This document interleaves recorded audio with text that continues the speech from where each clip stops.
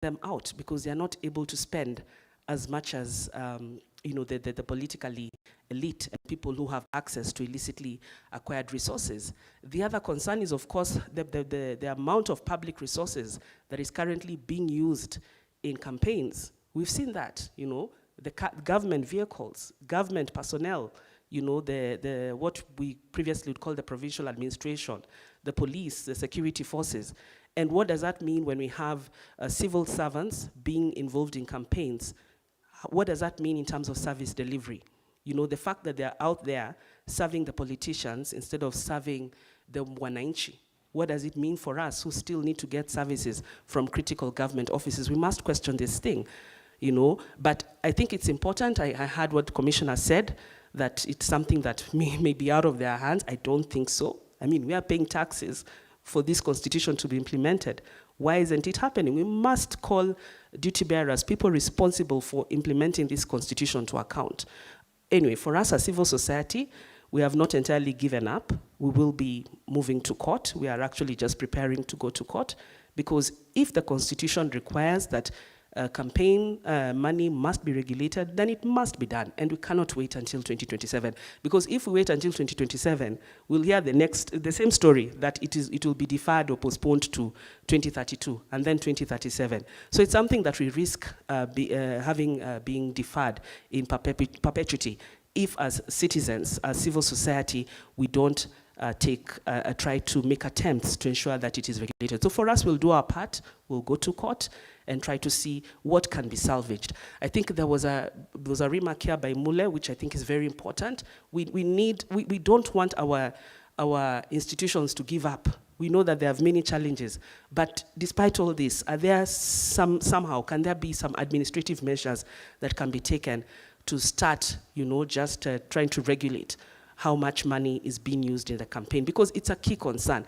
Because the way I see things going, with just 8 months to the elections, if we're already spending so much money, when the official campaign period starts, it's going to get out of hand. And we are really looking at serious corruption scandals coming up with the next new government if we don't take charge of this. So for me, I know I'll have occasion to speak later on issues around Chapter 6. It's also equally concerning, and the two issues are actually tied in terms of ensuring that there's a strong ethical framework on which our next election is conducted. Thank you very much. Could we clap for our panel members? Over to you, Tom. Thank you. Thank you. Let's give them another round of applause. While that interaction was going on, we were also having people interacting with us online. We have Elias Omenya, who is saying it's in order. IEBC, CSOs and interfaiths shall start civic education to the public from January to 8/2021. We have Maurice Odhiambo here saying, great, Janak, on the need for IEBC to shape its communication carefully. The way the commissioners dismissed the CSOs and petitioners shows the kind of attitude that is being projected towards stakeholders. If KCA was to launch a report tomorrow critical of IEBC, it probably would be dismissed. Those are not our views, but those are the views of people who are joining us online as we proceed. So thank you. Let's give the panelists another round of applause. Thank you very much. And I'll ask them now to proceed back to their seats. Thank you. Thank you very much for coming to discuss this very important issue. Now, asante sana Marcus. Well done. I'm proud of you. So we now move, because of time, it's now time to call duty bearers. And I am made to understand that the representative from Communications Authority of Kenya is online, Mr. Fred Ongaro, who is in charge of Funds, Strategy and Universal Service Fund. Remember also, our hashtag is National Dialogue Conference, and we are also live on the socials, which is FB, YouTube, and Twitter. So if we're ready, can I hand it over to Mr. Fred Ogango, who is in charge of Funds, Strategy, and Universal? I understand he has dropped. While we try to get him back online, let me now invite Honorable Diana Kaveza Muchache, who's a member of the JSC, to come, and a duty bearer to come and make her remarks. Let's give her a round of applause as she comes to the podium. Thank you very much. Thank you very much.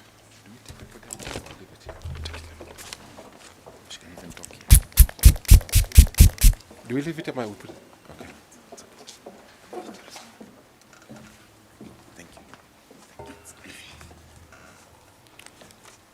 Good afternoon, everyone.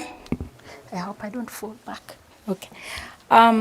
Here to represent Justice Ibrahim Mohammed, Supreme Court Judge. I will therefore go through his remarks. All protocol observed, distinguished guests, ladies and gentlemen. Thank you very much for organizing this conference to assess the state of election preparedness by key institutions involved in managing elections as we head towards the 2022 general elections. The Judiciary Committee on Elections, JCE, is a very important committee of the judiciary given the importance of electoral dispute resolution in our constitutional democracy. EDR is a key instrument of the rule of law and plays a fundamental role in the continual process of democratization. Importantly, EDR catalyzes the transition from the use of violence as a means for resolving political conflicts to the use of lawful means to settle disputes. Indeed, the Constitution under Article 159 recognizes the judiciary as a central pillar in the resolution of disputes, more so electoral disputes. The judiciary is indeed one of the institutions that has transformed so much post the 2010 Constitution. In all our activities, engagements, including interpretation of the Constitution and other laws, the judiciary has embraced the spirit of Article 10 of the Constitution, that is public participation. We are therefore honored to take part in this discourse to assess election preparedness. This robust engagement with other stakeholders will enable us to appreciate beforehand what the public expects of us in order to avoid a recurrence of the 2007-2008 scenario.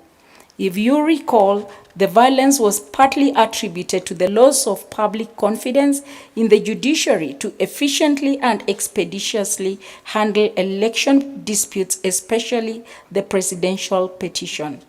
The public had accused the judiciary of bias and incompetence and refused to have election disputes settled in court.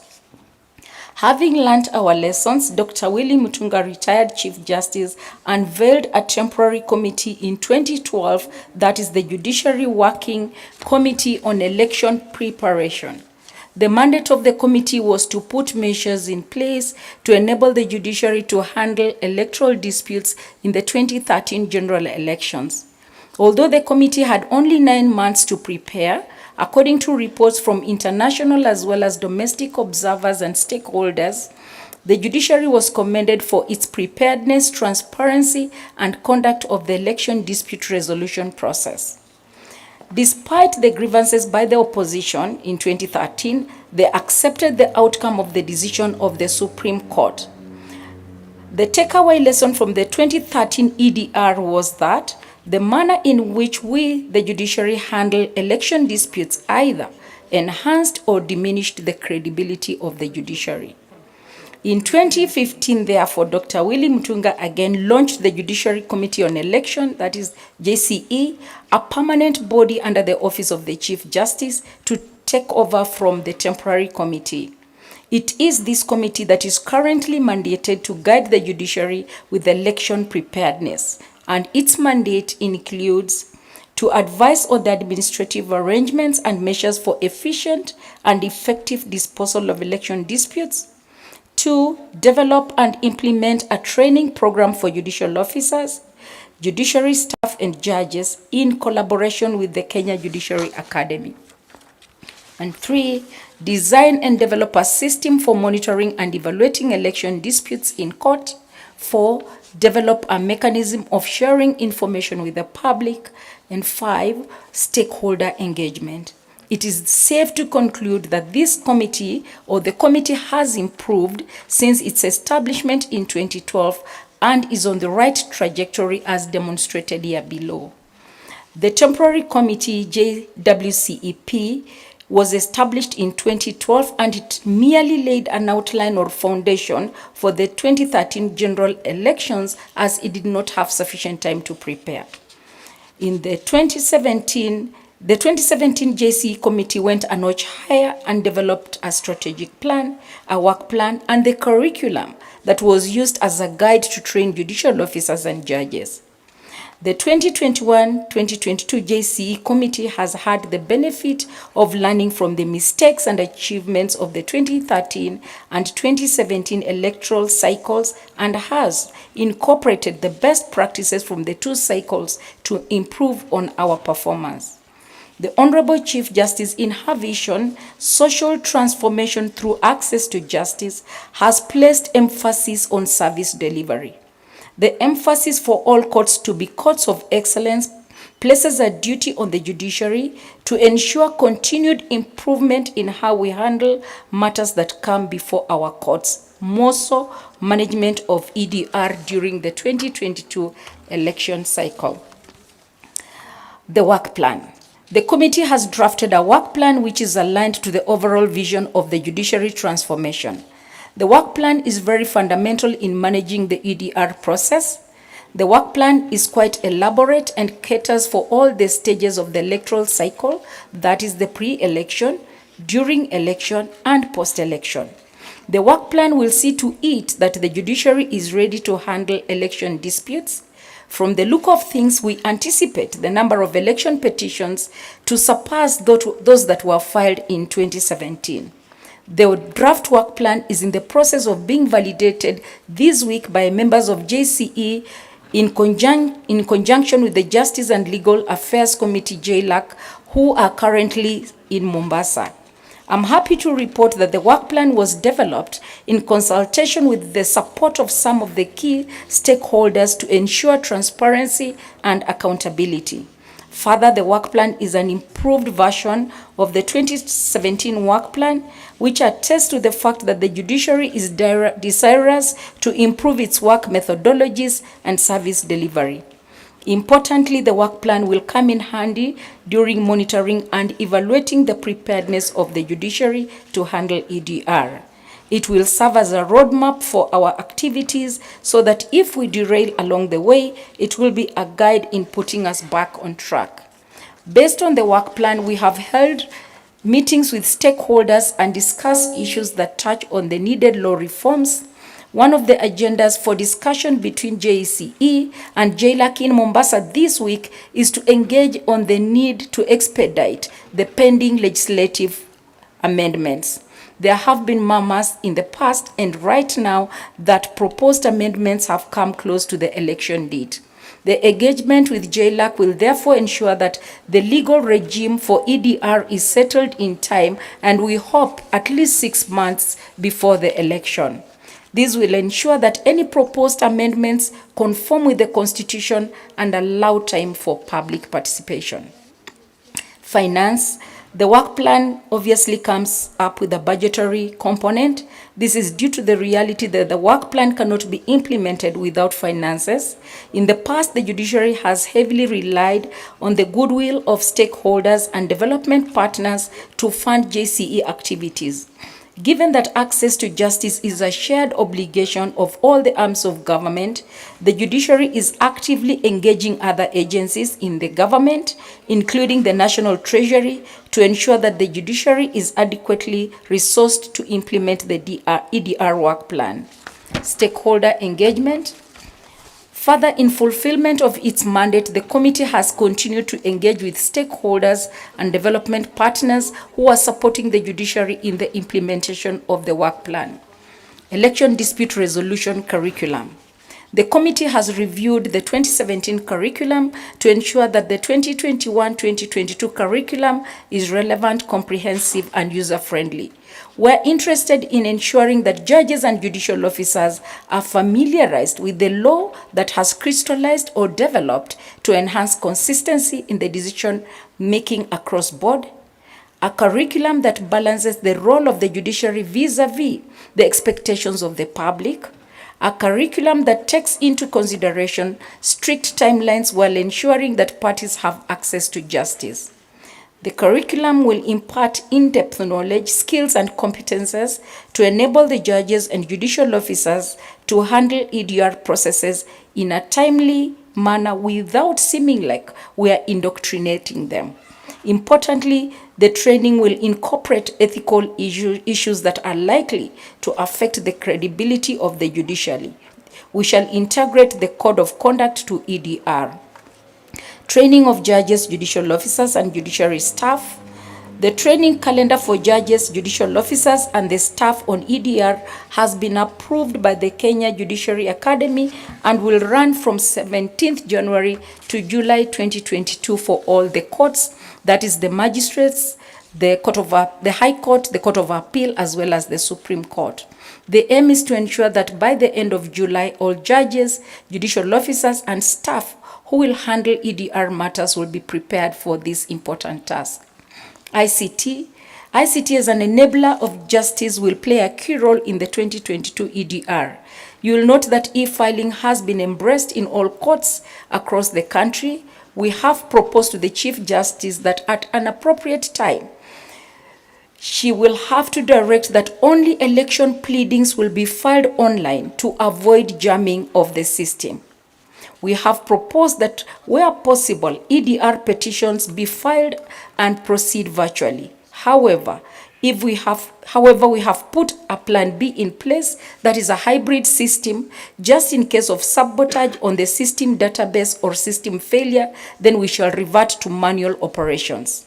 Additionally, in collaboration with the Directorate of Planning and Organizational Performance, a directorate in the judiciary, through the daily case tracking system, JCE will monitor the progress of all EDR cases upon filing to completion to ensure compliance with the timelines. Rulings and judgments will be shared online as soon as they are delivered. There will be special registers designated for EDR petitions as well as electoral offenses. The JC committee will periodically, through the Directorate of Public Affairs and Communication, share with the media the progress of all cases filed and their outcomes so that there are no complaints. Security of judges and judicial officers.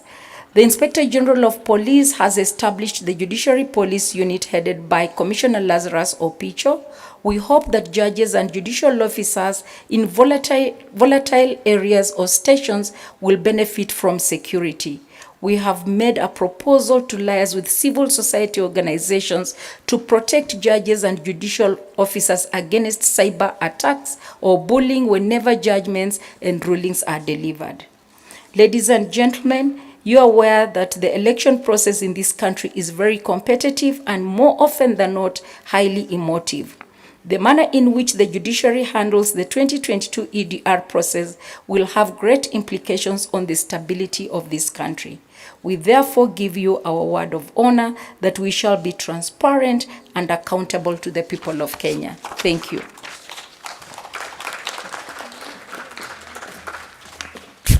A round of applause again.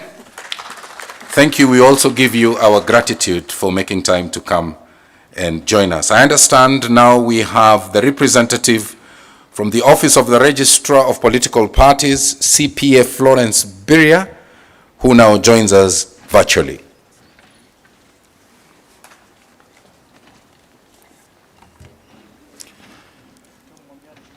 Good afternoon, and unmute so that we can hear you. Florence, thank you so much for making time to join us. The floor is yours. Thank you. I believe I'm unmuted now, and I believe my camera is as well on. And we can hear you, and thank you for coming through. Thank you very much. I'm delighted and pleased to a very important forum, which brings together even as we prepare for the next general election. As well put, my name is CPA Florence Biria, Assistant Registrar at the Office of the Registrar of Political Parties. Today I am here representing the Registrar of Political Parties, Madam Anne Leritu, who due to exigency of work and other already scheduled duties could not attend this meeting. But because we value these deliberations and also this forum, therefore I am here so that I can present on behalf of the Office of the Registrar of Political Parties. As we are all aware, the Office of the Registrar of Political Parties is established under various provisions in the Constitution of Kenya. As a state office, is established under Article 260 of the Constitution, as well as Article 91 and 92 of the Constitution. And our mandate is clearly granted under the Political Parties Act of 2011. Primarily, our mandate is to register political parties and provide regulation of the same political parties, as well as administer the political parties fund, which is also provided for in Article 92 of the Constitution, which requires Parliament to legislate on the establishment of a political parties fund. Having said that, therefore, we are a key actor as far as preparations for the elections, any elections, but specifically as we prepare towards the general election 2022. Now, as an office, we have continued as a duty bearer, we have continued to register political parties, to regulate them so that they become properly governed institutions, so that they become strong institutions, because we know these are institutions that are very critical in the success of any elections in this country.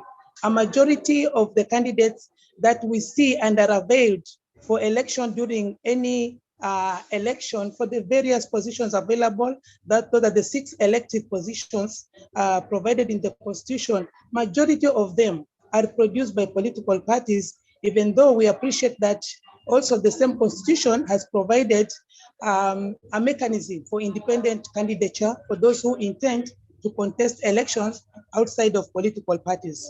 But we still insist, because that is the spirit of the law, that political parties then are the primary vehicles for producing candidates, and therefore as a critical building block for political democracy in Kenya. Now, as we talk about preparedness of this country, and as one of the critical duty bearers in elections, this office has been putting in place strategies and mechanisms to ensure that we are able to effectively and adequately position ourselves and provide the necessary support that we need to do, so that the political parties therefore are better prepared through our regulations to be able to participate in the next general election. I will quickly go through some of the strategies and plans and mechanisms that we have put in place, some of which may look very ordinary, may look very routine, but very critical nonetheless. Number one is the registration of political parties. As an office, we have continued to register political parties because only fully registered political parties are entitled to participate in a general election. Registration is in 2 phases. We have provisional registration and also full registration. Only a fully registered political party can participate in a general election, can field a candidate, can campaign for a party, a candidate, form a coalition, merge with another, and also drum support for candidates of even another party that they have shared ideologies and agreement to support one another on. So we have continued to register political parties, and we have continued to facilitate applicants that have come to the office to register political parties.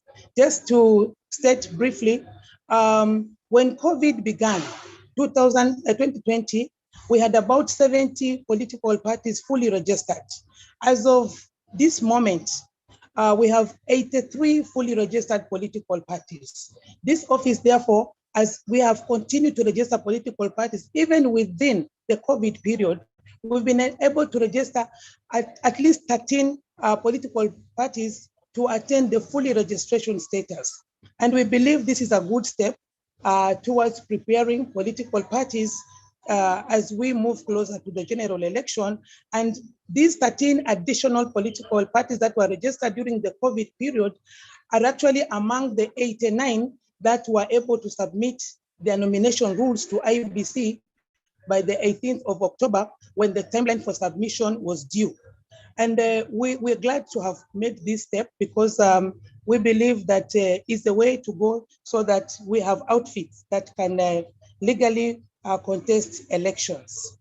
Now, as far as political parties are concerned again, because we know in every field there must be rules and there must be also regulations for operations. Political parties as well are supposed to comply with certain rules and regulations as provided in law. And therefore, compliance of political parties has also been a key activity for us so that we don't just have political parties, but we have political parties that conform to the rules of the game as far as operating as a political party is concerned in this country.